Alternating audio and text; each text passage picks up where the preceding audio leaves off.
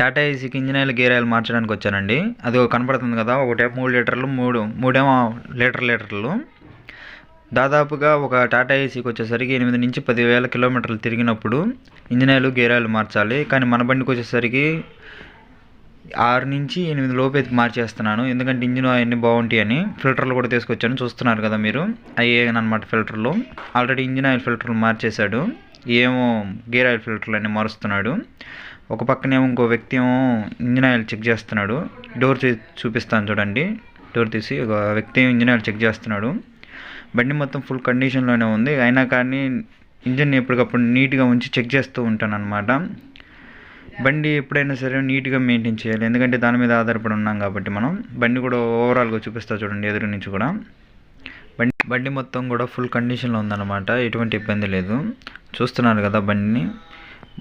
కింద టైర్లు కూడా చూడండి, 80% ఉన్నాయి మొత్తం. కింద ఇంజిన్ ఆయిల్ పోతూ ఉంది, ఊడదీస్తున్నాడు. నాబ్ ఒకటి కనపడుతుంది కదా, అదేనమాట.